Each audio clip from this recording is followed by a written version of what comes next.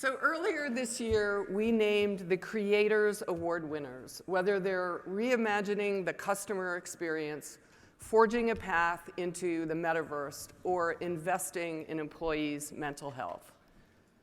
These 6 leaders represent the height of innovation and creativity in the industry right now, and they're ready to share the keys to success with you right here with this panel discussion, which is sponsored by Keurig Dr. Pepper.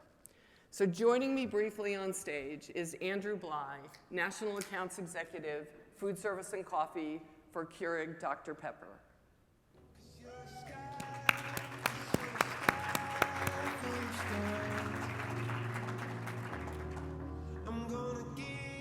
Welcome, Andrew. Hi, thank you. Have a seat. Yes. So I just would like to say that Keurig Dr. Pepper has been a sponsor of our Creators Awards for 3 years since we started Create, and we're happy to have you here. So thinking about Keurig Dr. Pepper, how does your company align with what we're talking about here at Create? Well, you look back at Keurig Dr. Pepper, and you have to go back 5 years. When we merged 2 unique business units, we had a hot system with Keurig Green Mountain that we merged with a cold system, Dr. Pepper Snapple. And that was really to create a modern beverage company. Because today's consumer, there is different need states, and we wanted to provide a beverage for every one of those need states, which we would obviously bring to our food service solutions, thinking beyond the fountain unit. Nice, excellent. Given the current environment in food service, how does Keurig Dr. Pepper partner with the industry to support this growth? Yeah, for us, it's all innovation driven by insights. Millennials and Gen Z, particularly talking from a coffee perspective, has completely changed the way we go to business. Yesterday, we were fortunate to showcase our newest innovation with Rev Cold Brew, which great conversations derived from that. But it's all about those insights, and it's thinking about beyond the fountain, because we are more than just coffee, Dr. Pepper, Snapple. It's more about our mixers options with Roses and Mr. and Mrs. T's, and then also our strategic partners. Looking at things like Athletic Brewing, we have a great strategic partnership with them for non-alcoholic, but then also Tractor Beverage for those who are looking for organic and non-carb options. Nice. Well, thank you. Thank you. Well, I'm going to exit the stage, and I'm going to turn it over to Alicia Kelso, and she's going to kick off the panel discussion and give the awards with Andrew. So here's Alicia Kelso, Executive Editor of Nation's Restaurant News. 5, 4, 3, 2, 1. Good morning, everybody. How are you? Good. All right. Morning, people. Good. Thank you, Susan, and thank you, Keurig Dr. Pepper. This is so awesome. We're going to hand some awards out, and then we'll get the discussion started. So our first recipient is Donato's, who took on automated technology while staying true to its values. Let's welcome Brian Thompson, Vice President of Company Operations.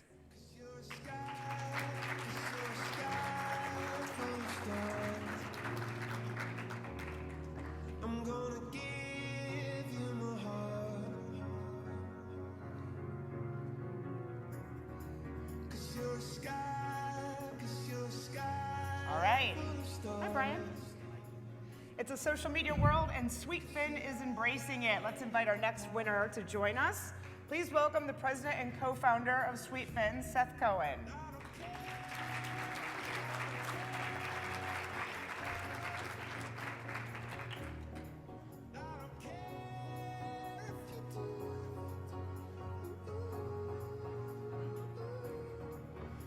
All right, our next winner is Tupelo Honey, whose innovative approach to its workforce is driving its growth. Let's congratulate the Vice President of People and Culture, Alicia Sisk.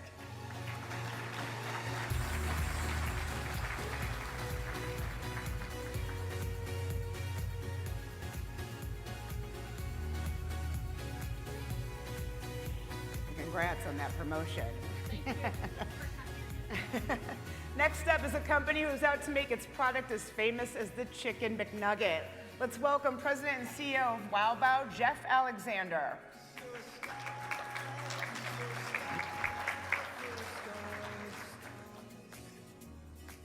All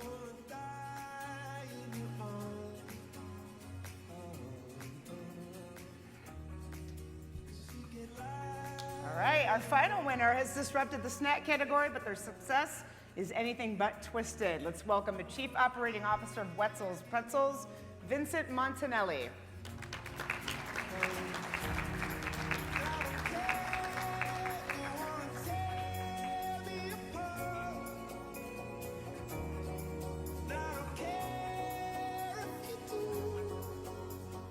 All right, here they are. Let's give them a round of applause. Let's get to the panel discussion. Congrats, guys. Excited about this.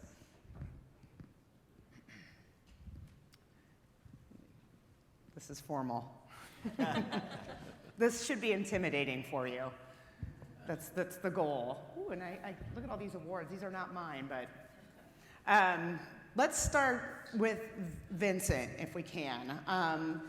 What's interesting to me about this discussion, if I can preface it, we're going to talk about innovation here. The reason you guys are on stage is because you guys have done some innovative things across social media and workforce and all that. So it can be used as a frivolous word, though. So we're going to hone in on how you guys are really focusing on your respective innovations. And Vincent, I want to get started with you. I actually had the privilege of writing the story about Twisted, which was so much fun, especially when I got all the food photography of the menu. So I want to understand, though, if you can talk about what problem Wetzel's was trying to solve when it came up with the Twisted spin-off concept about, 2 years ago?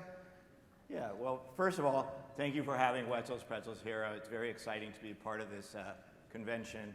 Wetzel's Pretzels saw an opportunity a couple years ago for two specific reasons. The first was that we wanted to introduce our customers to our concept that customers that didn't get to the mall. And so we like to say we bring pretzels to the people.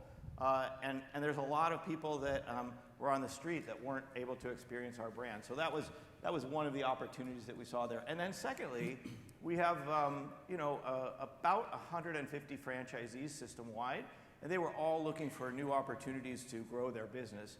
And so the Twisted concept gave us that ability to actually help franchisees grow and strengthen their business by putting Twisted by Wetzel's on the street. So it was a diversification of portfolio, kind of. Absolutely. One of my curiosities is why develop an entirely new concept versus doing something within the existing prototype. Oh, sure. Well, the idea behind a new concept is that we wanted to create some excitement and some energy in the marketplace, right? And so the new concept took the core products that we have at Wetzel's Pretzels, the pretzels, the bits, those types of things, and then we took our dough and innovated with it and created a lot of new products, right? And so that created excitement with our customers and caused us to have our second store open as of just a few weeks ago, and our third one is planned to be open in November. So come and visit Twisted by Wetzel's.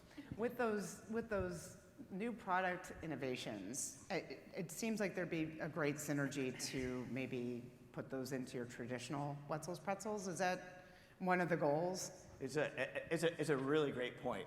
So when you talk about innovation, our brand is constantly looking for new ways to innovate, and the whole development of the Twisted concept with the new products, and there's lots of interesting products that are sort of based on our dough. We've got a chimney cone, which is a ice cream that has lots of things on it, like Fruity Pebbles and chocolate and caramel sauce and all kinds of things. But the cone, the chimney cone, is made from Wetzel's Pretzels dough, right? And so that idea of creating new products based on our core was sort of the key to developing the Twisted concept. But in answer to your question, some of those products that we developed for Twisted you're now actually able to experience in the traditional Wetzel's Pretzels in the mall. So, for example, today we have our promotion is the Mango Nada, which is a spin-off or a twist on a mango margarita, but it includes guava and it includes tahini and it includes chamoy, and it's a product that we developed for Twisted, but then we brought it into the Wetzel's Pretzel store so that franchisees can benefit from it and so that customers can experience that in our stores as well. Okay, and is there an opportunity for more day parts too as you expand in on this menu? Yeah, absolutely. So behind Twisted is really about creating a destination rather than a snack or a portable product. And so what we see in the Twisted brand is that we have, we're hitting the lunch segment, we're hitting the dinner segment, but people are also coming to Twisted for that snack time in between lunch and dinner and after dinner. So we're sort of hitting on all cylinders with that, and it really is a result of the innovation around the products. Great. All right. What do we expect from this? You said you have 2 open, some proof of concept. Tell me what your ultimate, maybe near and long-term goal is with this concept. Oh, 5 years, 1,000 stores. Shoot for the moon, why not? There you go. That's right. Okay, well, great. I want to thank you for that, Vincent. Again, it was a fun story to write, and it'll be fun to keep up on this concept for sure. I want to shift to Jeff because he's right there, and he's looking at me like he wants to answer some questions. So, and I also had the privilege of writing the Wow Bao story when they made their Walmart CPG announcement, which is a big deal. So congratulations on that. Wow Bao just has this really deep history of innovation. I've been covering this industry for 12 years, and I mean, it has been a standout concept, especially on the tech side. Why such an intense focus on, sort of being on the forefront of innovation? Thank you. So first off, thanks for having us, and on behalf of the whole team of Wow Bao, this is a Wow Bao win. It's not a Jeff Alexander win, so we really appreciate the award from Create, and I very much appreciate not being scrunched on the couch and having my own seat. So thank you for that. Look, what we've learned at Wow Bao is that I have a great team. There's a great team at Wow Bao, and my job as the leader of the organization is to come up with what is next. So back in 2010, we started working with self-ordering kiosks, and then we got involved in delivery, and we got involved in online ordering. And most recently, what we've done is, pre-pandemic, we started working with virtual restaurants. We launched a number of those, and then we got into our CPG and our automated vending machines. And what's been successful for us is when we started doing the virtual restaurants, we grew it to a point, and then we gave it to somebody on the team, and they continued to push it. And we got involved with airports. We brought somebody on the team who, once we got established with them, it became their responsibility. The same thing with CPG. We got to a certain level of grocery stores. I think it was 13 months ago, we were at 350 grocery stores, and we'll finish this year at close to 5,000 or 6,000 grocery stores, and that is now somebody's responsibility. And automated vending machines, we got involved with that. I searched that for 7 or 8 years, and we finally found a partner, and we got that launched for a certain number of units, and now somebody owns that. So the leader's responsibility is to keep pushing the envelope and to keep finding what's next. And really, you can't do it all. And if you have a great team that you can give opportunity to, and that is our role as leaders, is to create opportunity for people. So by giving them by hiring smart people who want to work hard and take ownership, you give them that lane, and they take it, beyond where you could have taken it. And that's really what has driven the success. It seems like one of the themes of the innovation that you're pursuing is just increasing points of access. How did that, and why did that become your North Star? So Wow Bao was founded by a company called Lettuce Entertain You. Lettuce is a 50-plus-year-old company founded by Richard Melman. And Lettuce is privately held, so there's only so much money in the organization. And today, I think we're about 72 or 74 partners. So everybody wants a piece of the pie to go and do something different. Wow Bao started in 2003. We just celebrated our 20th anniversary, and I took it over in '09. I've been with the company for 30 years now. And there was no access to capital. We had 3 restaurants, but we had no way to grow. So it became, how will you grow your business without any money? And I remember in the early days, I had my chef partner at the time. We had 3 stores and we had a commissary. And every morning we'd make product at one store and it would go into his van or his car and he'd drive it amongst the stores. Well, he went on vacation. And I said, well, are you leaving your car? And he said, no, you have a car. I said, we're not putting the stuff in my car. So we bought a van. Well, then the van sat there for 23 hours a day, just sitting there not doing anything. So there were no food trucks in Chicago in 2010. So we immediately put a hot box on it because you couldn't cook on trucks. And we would make the food, drive the van around to college campuses, hospitals, and so on, and sell outside of the van. Then we got involved with Lollapalooza, which is a 100,000 person a day music festival. 3 days now, it's 4 days in Chicago. And again, we didn't have access to capital, so how can we get the food into people's hands?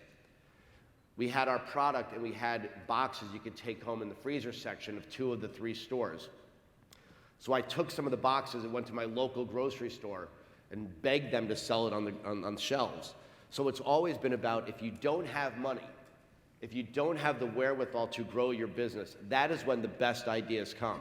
Because you have a responsibility to grow your business, to be successful and create opportunity. So innovation's always been part of what we've done because we've always pushed the envelope about how to get Bao into people's hands. And your great quote about wanting to be, larger than the Chicken McNugget one day, it's not a joke for us. You have to strive for an unachievable goal. And while I say unachievable, we really want to see it happen. Great. You also heavily lean into technology. The vending machine is obviously a great example. Explain some of your approach here and how you prioritize technology to support your innovation. So technology has always been important for Wow Bao, and you guys might have heard of this thing called X. It used to be called Twitter, and in 2009 we got heavily involved in it. You guys are all young, so you're like, big deal. But in 2009, nobody was doing it. In 2010, we had mobile ordering, which I know sounds silly to everyone in the room, but in 2010, we had an app in the App Store. There were only 30,000 apps at the time. We've always gotten involved with technology because that's where the future's going. I'm very fortunate. I'm a parent of 2 children, 2 fantastic children, I should probably say. But they're young, and the way they interact with the world is different than the way I interacted. And it's important when you're growing a brand to recognize that there's evolution and innovation happening, and how are you going to be part of that? We've gotten to the point now, because we've been doing so much with technology, that companies search us out, and they ask us to pilot programs, they ask us for feedback, so we have early access to new technology to see if it works for us. Now, technology has 2 issues with it. The first is any restaurant technology you work with was not made by a restaurant person. So there's going to be a headache involved, and you have to be willing to take on the headache.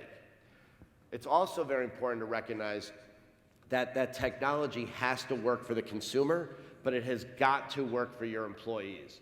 And if it only works for one of the 2, that's where you run into problems. So being an early adopter and pushing the envelope forward has opened the door for more opportunity for us to sort of play in that sandbox. Great. Great point on the employee piece too. Chicken McNugget down the road, what's next, maybe closer in the near term? So what's next? So because I have this great team that works with us, I'm able to take the ideas and hand them off to other people. So now that we have all of these different vehicles or revenue streams working for us, we're working for more ways to get our product in front of people. It's interesting. Bao has been around for thousands of years. We did not create Bao. Bao has come out of China for millennia, but it's unknown in the United States. And we have a responsibility to educate people on this great product, and also we have the opportunity to set the bar as to what great Bao is, so that anybody who follows in the footsteps which we hope more people do because it'll allow us to show how much better our product is. But by doing that, it's about finding other ways to get food in front of people. So we are talking to 3 or 4 major hotel groups. We're talking to a number of large amusement park groups. If anyone in the audience has connections to cruise ships, I am very interested because I think we do great on cruise ships. But it's about getting the product into people's hands so that what happens then are multiple points of distribution from brick and mortar to airports to college campuses to sports stadiums to music venues to hot food vending to CPG and so on, all plays off one another. So the consumer becomes introduced to Bao and they can get it in all these different places to continue to grow it across their meal dining experience. Great. Appreciate that insight. I want to shift to Alicia, who has a very familiar name and made it easier this morning for us. She also just got promoted, so let's hear it for that. And she, how long have you been with Tupelo Honey? I have been with Tupelo for about 10 years now. It'll be 10 years next June. Everybody I've talked to at Tupelo Honey has been there a really long time. That's our goal. You know, we focus on retention. We focus on making it a really great place to work. We want to keep our people. We don't want to, you know, shovel through them like the restaurant industry sees so often. You know, we truly care about who we hire. We truly care about the experience that they have and making that a better overall experience for the industry as a whole. Sure. Tell me how you do that. I know that you have a pretty robust benefits package. I know that it was in place well before the pandemic, and then, you know, as everybody did, it was adjusted and enhanced because of the pandemic. So walk us through that. Yeah, like I said, for us, it's not necessarily about making Tupelo a better place. It's about making our industry a better place. We've had benefits that were well before the mainstream benefits rolling out. We were the first restaurant in Asheville, North Carolina to have comprehensive medical benefits. We were the first to offer paid parental leave to all of our employees, not necessarily just our salary employees. You know, it's really about how do we take our industry and push the envelope forward to make a better employee experience no matter where they work. You know, it's really important to us that we not only leave our employees better, but we leave the industry as a whole in a better spot to continue. You know, the more we push, the more everybody else will push also, which means a better environment no matter where they choose to work at. It doesn't have to be the experience of 80-hour work weeks for salaries with 0 benefits and, you know, it just kind of is what it is. That's not who we are anymore. That's not who anybody can be anymore after COVID, I feel like. And it's a really awesome feeling, and, you know, I have a sense of pride in working for Tupelo and getting to carry this torch forward. You know, we've had a lot of really great leaders. I have a great leader in Caroline Skinner, but, you know, we're never not pushing the envelope on what we're offering our employees. We're always thinking of something new. Sure. And how do you innovate around that? Because it seems daunting, you know, and you know, there are so many ways you can come at this to support your workforce, but you have to be focused. It is daunting. You know, it is, how do we offer benefits that truly matter? And I think one of the biggest things we did when we saw growth and our benefits actually matter is asking our employees, what do you want? What would be exciting to you? What would be important to you outside of the 4 walls of our restaurant? Because that's where the benefits come in. When you allow your employees to have work-life balance, when you allow your employees to take care of their families outside of work, you know, they want to stay with you longer. That allows you to keep pushing the envelope because you've got people that truly want to be there. And when people truly want to be there, that allows, you know, your profits to grow and you get better customer experience. And then when your profits grow, you're able to put that money back into the benefits that you offer your employees. I think you kind of have to choose where you invest your money. And for us, you know, we chose to invest in our employee experience, and that's allowed us to grow over the last 20 years. Yeah. So. Where does training and development fall into all of this? So training and development is where my heart lived prior to taking over our entire HR team. I feel like we do a really great job. So we adopted, you know, online LMS programs early. We use them to their fullest extent, and we're never just confident and stuck on what we've already established. So we're constantly changing our training materials, we're evaluating our time, we're launching new products to get more information into their hands easier. But I think it's the biggest piece of you can't retain your employees if you don't train your employees. So it's a big deal for us to make sure that we offer that information to them. Okay. Obviously, this industry has been through it the past 3 years, to put it mildly. One of the crises, if you will, was the unprecedented labor shortage Yeah. and historical turnover rates. And how did you and your team, especially using the workforce as your North Star to grow, how did you adjust during that? Because everybody was experiencing it. I'm sure you were too. What kind of changes did you make to navigate that? Yeah, we're not competing within our own industry anymore. It's not just restaurant to restaurant. You are competing with every other company out there at this point. You've got jobs that offer work from home. You've got jobs that offer you can create your own schedule and drive wherever you want and deliver things, right? So there are a million different other industries that you've got to kind of compare yourself to now rather than just the other restaurants. So what we focused on is really taking what we do best, which is benefits, and comparing them to the other industries. So, we started our Aspire program, which is a really cool program that we have that takes industry, our leaders in the industry that are less represented, we take and we give them 30 plus hours of management training on top of what they do on the regular job. And then we see them grow through in our company. So of all of our Aspire graduates that we've had so far, we've seen a 75% promotion rate of those people that are typically underrepresented in our industry. We've got our Honey Pot Team Tenure Program, which is tenure-based benefits where you can get tuition reimbursement, you can get a wellness reimbursement for the longer amount of time that you stay with us. So it's really just taking the opportunity to reevaluate what you're giving people and making it mean something to them so they want to stay with you longer. Sure. And when and my boss, Sam, and I both had conversations with Carolyn Skinner, and that Honey Pot program was one of the ideas that we had. It just is really cool. Our team members love it. Yeah. It's not even anything that, is truly health related, but when they get the opportunity to get a massage and put that in for reimbursement or pay off their student loans a little easier, that means something to people, and it makes them want to stay with you longer so they can actually hit those tenure marks and actually get those benefits to them. So Great, outstanding. Thank you. yeah. All right, let's move to Seth. I'm unfamiliar with the brand because I live in Louisville, and you guys haven't gotten there yet. But one day. I anticipate it will be one day. One thing that stood out to me, when we were able to get to know Sweetfin a little bit better for this content, is you said it's more challenging than ever to remain relevant, and it seems really interesting the way you and your team is able to cut through that noise. Walk us through how you're able to do that. Sure. Well, thank you for having me, and it's an honor to be on this panel with the rest of you. You're really inspiring.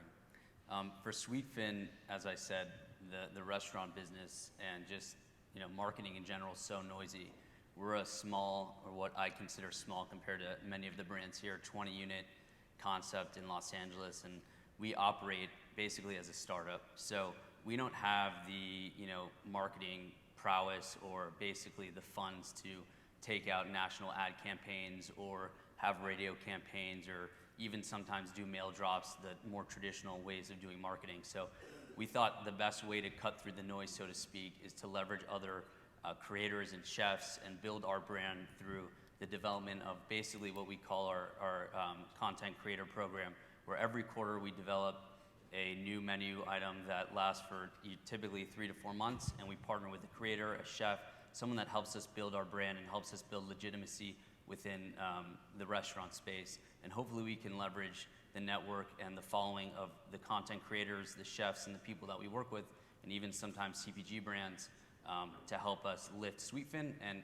hopefully it's a relationship where we're also benefiting the creator as well. Great. And we've seen, more instances. We had Sean from Taco Bell up here yesterday. It's a perfect example. Doesn't get bigger than that. But lots of instances of big name celebrities partnering with major chains. And how do you, with, talking about being a smaller company without that budget, how do you select those influencers that are going to resonate with the brand and resonate especially with new customers, which I'm sure is one of your goals? Sure. So we have a four-part selection criteria. Number one, and by far the most important part, is does the creator or the person that we're working with, do they fit within our brand ethos and do they push our mission forward? So our brand ethos revolves around being chef-driven and having a premium product, and our mission is to fuel life through freshness. So we've seen that the most effective partnerships are typically in the culinary content space. So we've worked with chefs like Philip Franklin Lee, who's won 2 Michelin stars, Antonio Lafaso, who's been on Top Chef Masters, Richard Blaze, to create these really unique, innovative bowls.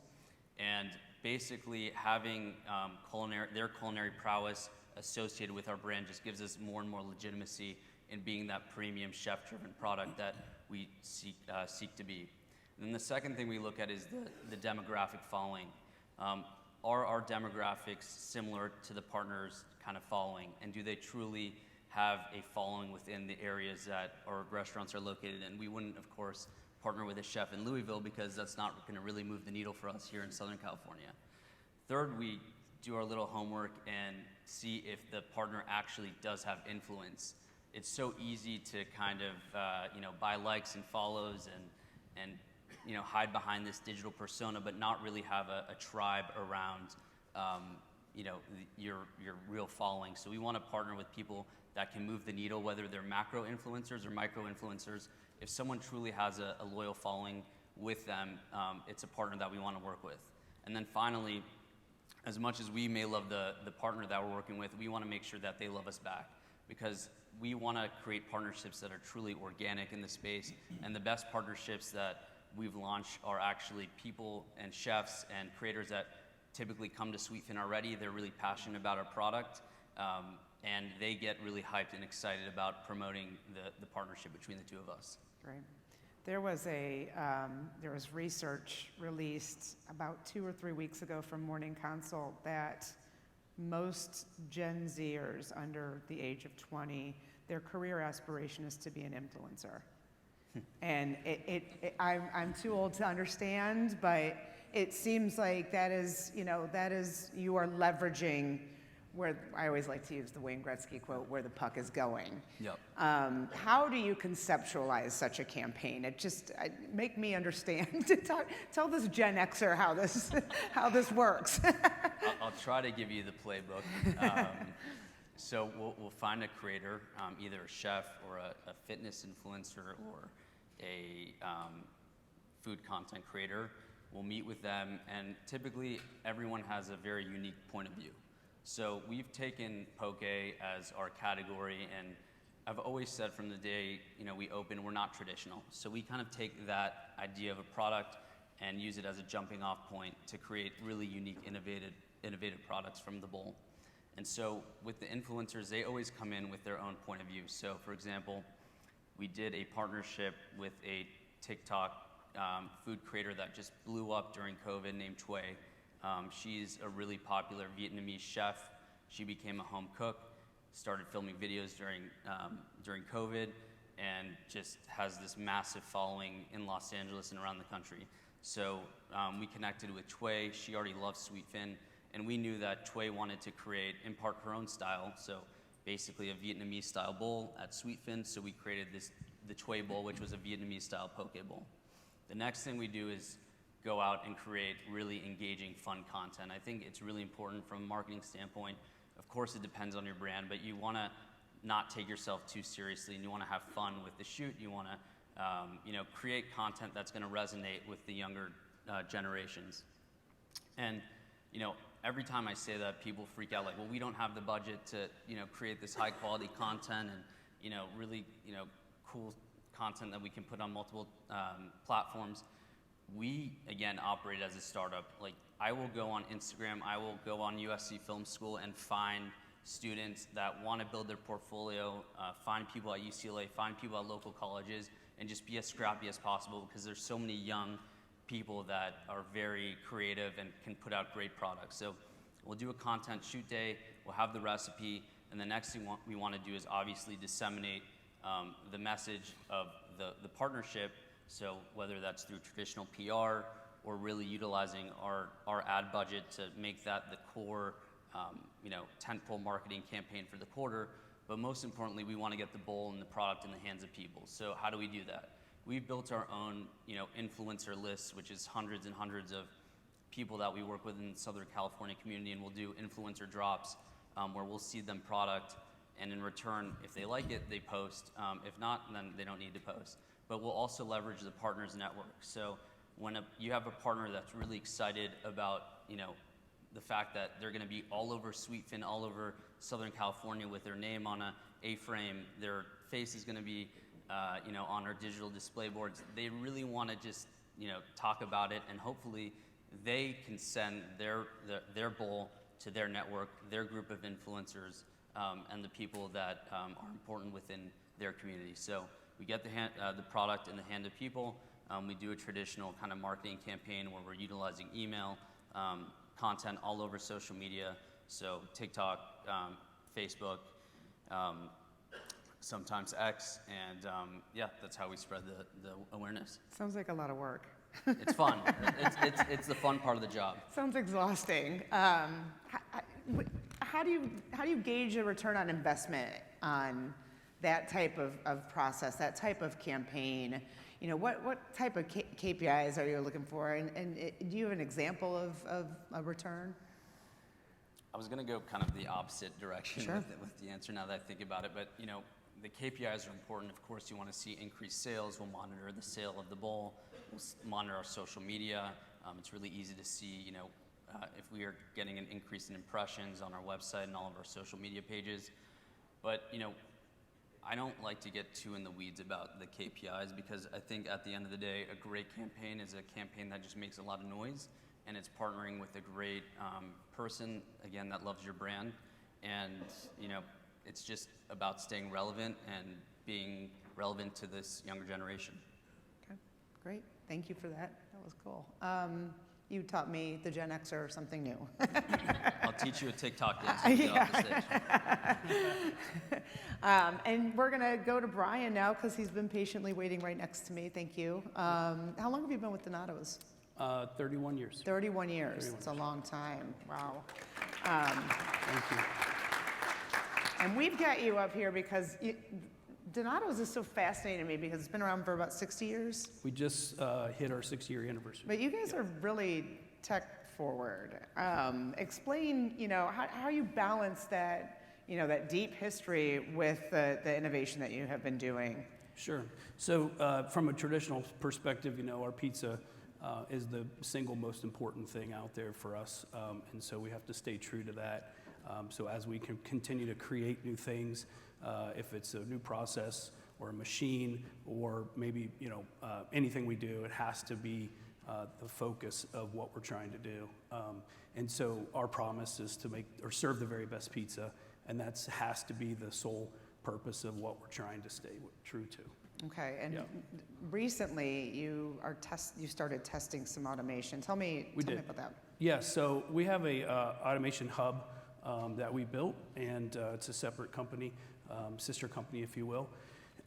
It's called Agape, and so currently what we're working on, we've rolled out a sauce machine, so the machine actually sauces the product perfectly with the right weights or the same weights every time.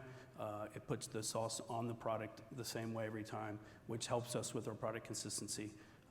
Of course, it helps with labor, and of course, it makes it fun to work at. So instead of you sitting there and you're saucing a pizza over and over, you have a machine that's doing it, so you're just constantly moving that product across. We're currently working on a Pep-O-Matic. This is a machine that actually slices pepperoni fresh and applies it to the pizza in the restaurant right at the same time. It does it in half the time that a normal person could do it. And again, it's consistent. The slices of pepperoni are consistent. And again, it's fun for our employees to work through. So. Why? And you have an innovation center in Columbus, is that Yes. right? And how old is that? It's just a couple years old. Okay. Yeah. And is this stuff born from that innovation Yes. center? Yep. why is the proprietary piece so important?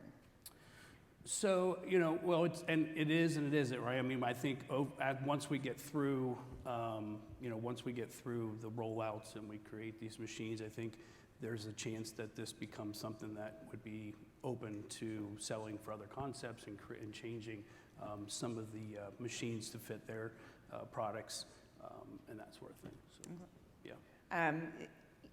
Tell me how this move toward automation is yielding, efficiencies, especially and including on the labor side for you. Sure. So I don't know if it was our 100% of our goal was to create labor savings or and more or less we took our labor dollars and moved it elsewhere. We really tried to take those labor dollars. You know how tight things are out there in the restaurant business, and so we took those labor dollars, we put them into training, we put them into customer service and hospitality and in those things. So we have seen savings, of course, naturally, but it's a fun place to work. We've eliminated the repetitiveness of saucing and a pizza or putting pepperoni on a pizza constantly over and over and over, and now you have a machine that does it. So I don't know about, you think about a 16 or 17-year-old person who, works for you. It sounds way cooler for a machine to do it, right, than for them to have to get their hands dirty and constantly, be doing the same repetitive actions. So are your technology innovations, do they actually impact hiring and retention? Yeah, we think so. We just recently rolled out the sauce machines. The Pep-O-Matic is in test. We just have it in 3 stores.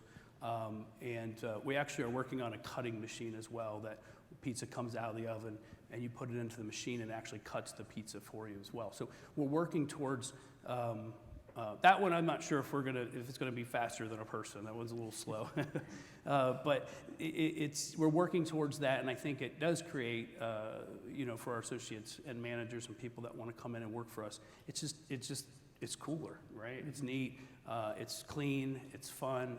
And so it's just changed the game for us.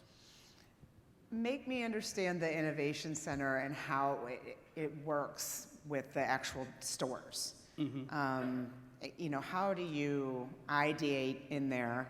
I know I'm a Michigan fan, so we'll talk about the Ohio State engineering students very sparingly. Sure. But how do you go from the process in there to identify what is a priority, what you should be focusing on, to then maybe test in the stores? Sure. So it's kind of a cool story, really. Jim Grody is our founder. He just turned 80 years old this year, and his son is the CEO of that division. And they are in there every day, almost like it's a fun place to go and hang out and try to create new ideas. And we do have some OSU engineer students there. So we've got an 80-year-old guy who's been in pizza his whole life, who a passion of his is innovation, and you have these engineer students from Ohio State, and they're working together. So it's his creative mind and their awareness of how to build it, and then we take those out and we use our restaurants as test stores, of course, and we're constantly working together. Great. Yeah. Okay. Thank you. Sure. I'm gonna open this up chaotically to all of you. We're gonna go to some general questions. So if I point at you, don't be alarmed. This is the keep you on your toes section of the panel. I want to know, we kind of touched on this earlier in the panel. From our vantage point, from our editorial vantage point, sometimes it does seem like we get emails flooding our inbox with the word innovation just thrown in there just to kind of get our attention. And then when we read a little bit deeper, like, oh, you have a new, it's not. I mean, so I just want to understand, obviously you are up here because what you are doing, we believe truly is innovative in the respective areas. And I want to understand what innovation, with that backdrop, what innovation means to you and how that has changed, if at all, post-pandemic. Vincent, let's start with you. Well, innovation to Wetzel's Pretzels is, like I explained before about Twisted, we have our core dough and our core products. We're basically hot dogs, lemonade, and dough, and we make all of our products out of that. Taking those core products and creating new experiences and recognizing what the demand is really what innovation is at Wetzel's Pretzels. For example, we started with, like I said, pretzels, and today we have what's called Wetzel's Bits, and I hope all of you have had some of our Wetzel's Bits because they're delicious, but basically the idea is cut the pretzel up into little bite sizes so that when you're walking around the mall with your family, you can share them, right? And you see some of that innovation as well with the dog bites that we have in our stores too. We have a Wetzel dog, which is wrapped in our pretzel dough, but we also have little cocktail sausages, our proprietary hot dog, of course, wrapped in dough, and those are really a response to children who didn't want the big hot dog, but wanted wanted a hot dog, and so the little hot dogs were a really good option for small children. And so innovation to us sometimes is all about redefining how you deliver the product to the customer. That seems very efficient. Yeah. Yeah. Has that changed in the past 3 years? The piece that's changed for us in the last 3 years, post-COVID, is really around delivery. And this is innovative in and of itself. As the leader of the Wetzel's Pretzels brand, we, for a long time, believed that delivery wasn't part of our environment because we're basically in the malls, we're a snack brand, and it's an impulse purchase. So how do you get people to get that impulse in front of a computer, right? And so we launched delivery with our Twisted concept, and it went very well. And so we decided to start testing it in our company stores. And today, it represents about 1.5% of our sales, which isn't great, but we have a lot of. But now that we know people will buy Wetzel's Pretzels from the internet and have it delivered to their store, now we're thinking of new ways to advertise it and inspire people towards that impulse via the internet. Right. Okay. I'm going to jump around just to again throw you off your game a little bit, Seth. Yes. What about innovation to you, and how has it changed? It hasn't changed for us because I think Sweetfin, from the day we conceptualized the concept, has always been innovative. I can say pretty confidently that we are one of the reasons why this category that we're in even exists. Back in 2015, there was no such thing as poke, to the point where, as a standalone concept outside of Hawaii, of course, fast casual, to the point where I would go to investors and I'd ask them, do you want to look at our poke concept that we're developing? And they asked me if it was a Facebook poke. So no one knew what the hell we were doing.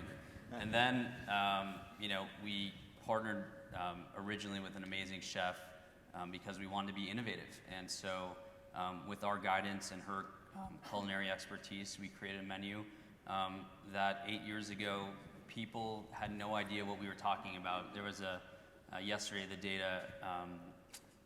data portion of the conference, when all of the hot buzzwords like shoyu and gochujang and togarashi and yuzu and all of these Japanese ingredients and Korean ingredients, we've been using those since day one.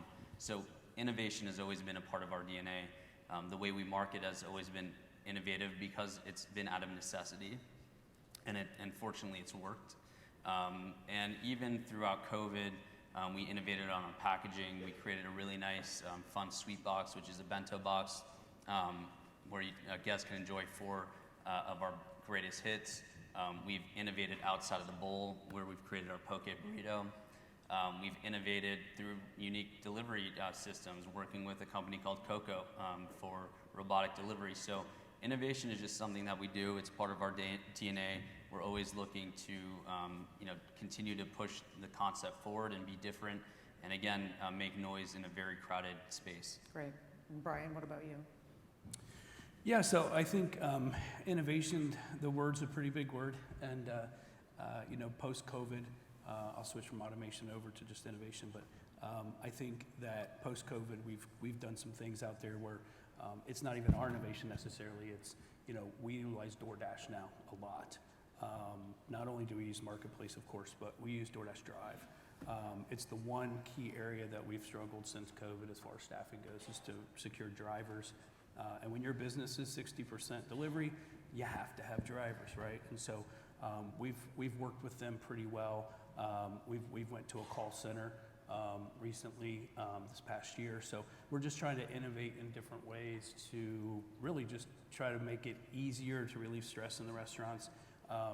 It's amazing to have a restaurant on a Friday night. It's pizza night. It's 5 to 8, and you get 200 phone calls, right? And now we get no phone calls.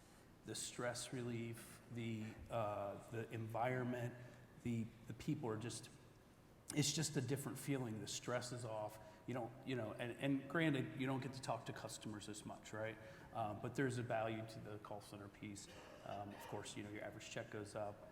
People spend more time on the phone with them and give them the necessary attention they need when they take the order. So, yeah.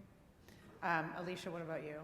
Yeah, I think probably most of us have run into the issue of I don't have enough staff to actually run a busy shift, right? So for us, it's not being afraid to try new things. After COVID, we're all looking for the silver bullet of what's going to bring people to my restaurant, what's going to make them want to stay. And it's for me and my team, it's just not being afraid to try something new.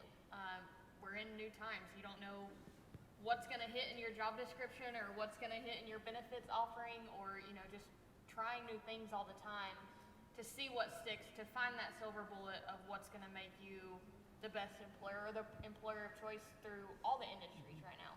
I think one of the things we're trying this year, and it's not even officially rolled out yet, but we're trying to offer more comprehensive medical benefits to even our part-time employees. Those people are in a position where benefits aren't typically offered to them. So can we offer medical comprehensive benefits to our part-time employees and get them to stay longer, or not get them to go to the restaurant down the street if they have a bad brunch shift, or whatever that looks like. It's just not being afraid to try. And if you try something that doesn't work, setting your pride aside and being like, okay, that didn't work, now let's try something else. Fail fast. Yeah. Yep. Very good. Jeff, what about you?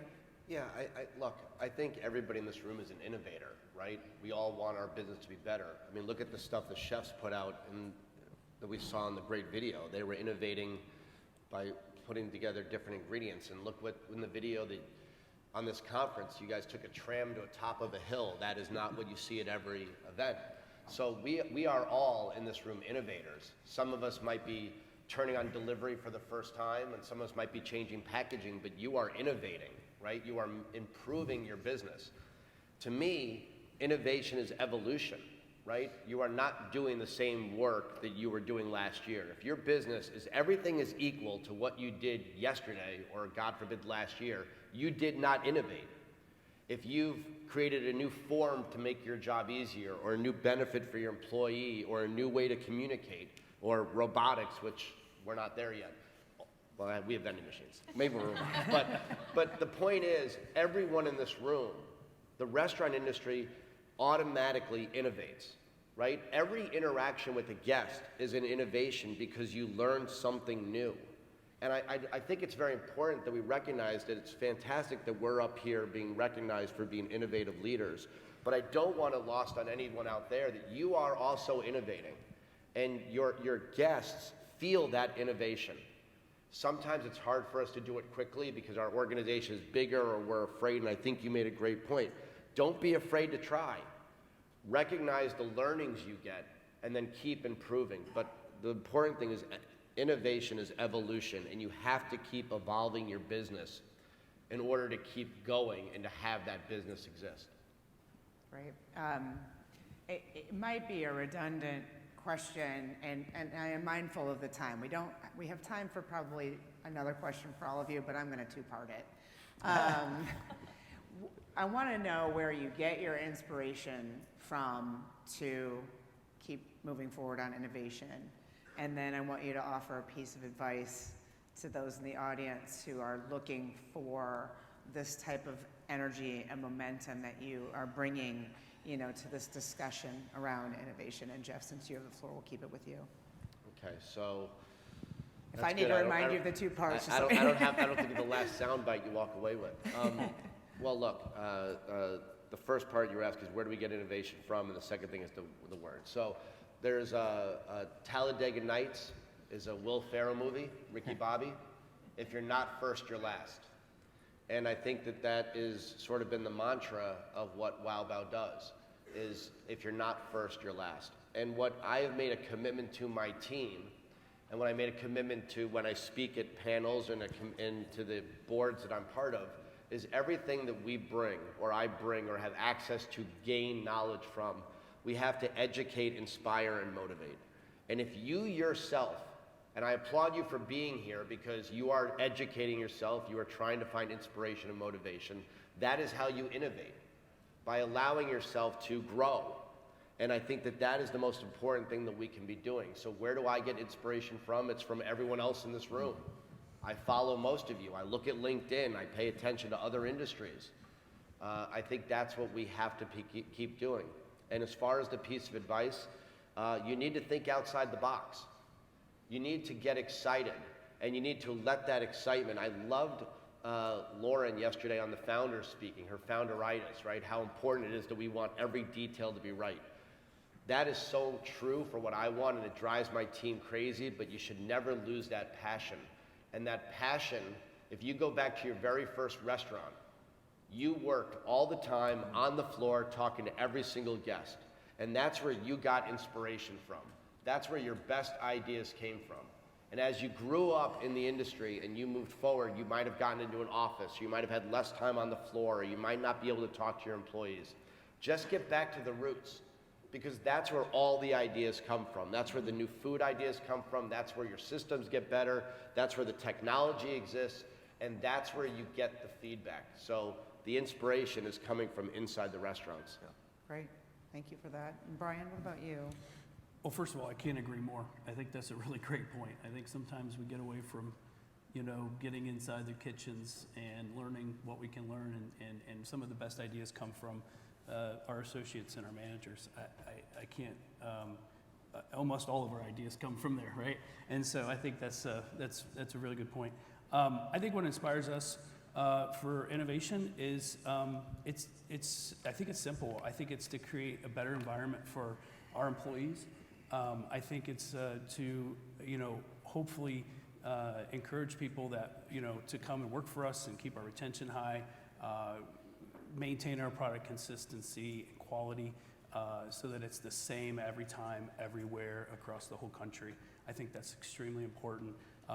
You can't have a Donato's Pizza in California that's not the same, in Columbus, Ohio. It just doesn't work. And so I think the innovation comes to allow you to be more consistent with your product. It creates a better work environment. And then both of those things combined obviously create a better guest experience. And so, I think that's the motivation or the inspiring part for us. As far as a piece of advice, I agree with Jeff 100%. Don't ever get too far away from the restaurant kitchen, and learn from your employees, because I think the best ideas come from them. There's so many different things you can do, but there are some simple flow and function type things that you can get out of your restaurants. Simple ideas that create big improvements. And so, yep. Great. Thank you. Seth? You guys said it amazingly, so I don't know what I can add here, but in terms of inspiration, I think the biggest thing is just to be curious. Similar to Jeff, very much in tune and understanding what's going on within the restaurant industry, whether it's reading publications, being on LinkedIn, and just honestly going out, becoming a little bit, get uncomfortable. Go out, try things, go to places that you may not have wanted to go to in the past. I think just, again, that endless curiosity is what drives our innovation, especially from a culinary side of things, and also educate yourself on what other industries are doing from a marketing standpoint. whether it's the music business or media, traditional media, really just get a holistic understanding of what's going on in marketing as a whole. That's what we think about. And then what Alicia said in terms of, my advice would be, don't be afraid to take risks, especially if you're small. If it's not gonna, put your company under, you might as well try it. You can pivot. That's good advice. Learn from your mistakes, and then continue to innovate. And then hopefully from those learnings, whatever you do next, it's just even better. Alicia, I know you already gave some advice, but I'm going to come back to you to see if you have anything else that you wanted to draw Well, on. they all stole my original answer, so there's that. But no, I think it's really just never stop asking yourself, how do we do this better? Don't be so tied to a process that you have of, this is how we've done it, this is how we always do it. Don't be so tied to that. Be willing to change things if it's going to make things better for your employees or your managers or even your customer, right? I think something that I focus a lot on is, I grew up in Tupelo, is what I like to say. I have learned a lot from the people that have been above me and before me. And, it's really just learning from the people around you. When you come to these conferences, and this is something hard for me to do too, put yourself out there. Talk to people that you don't know. I'm all the way across the country from where I came from. So by myself, it's like, I got to put myself out there and get to know people that can also offer me learning and new ideas to take back with me to Tupelo Honey. So if I can tell you anything, it's put yourself out there. Get a little bit uncomfortable, like Seth said, and never stop asking yourself, how do we do X, Y, and Z better? Great. Vincent, bring us home. Well, first of all, ditto, because obviously these are great ideas. And I'll just echo what everybody said, and it's really about listening. For me, it's about listening. I always say that I have 100 franchisees that are all wake up every morning and try and figure out how to make pretzels better. All I really have to do is sort of figure out who has the best idea and put that in place. So listen to what people are telling you. Customers will tell you what they want. Franchisees will tell you what they want. Team members will tell you what they want. All of those things can be innovative. And then the last thing I would say is it's really important to create a culture where people understand that they have the ability to make a difference in the brand. And if people believe that they can make a difference in your brand, then they will help you innovate and decide what the brand's going to be. And so those are the things that I would Empowering your people to help come up with ideas. empowering your people to Okay. make a difference. Yeah. Great. Okay. And if you remember anything from this talk, remember what Seth said. Don't do anything that's going to blow up. it's going to put your company underwater. That's your takeaway that's this your morning. takeaway. Don't ruin your business. Be innovative, but don't ruin the business, okay? Awesome. Well, that was great. I really appreciate that discussion. We're out of time. And I want to thank and congratulate you again for this tremendous opportunity and just being here and sharing your insights with us this morning. Really appreciate it.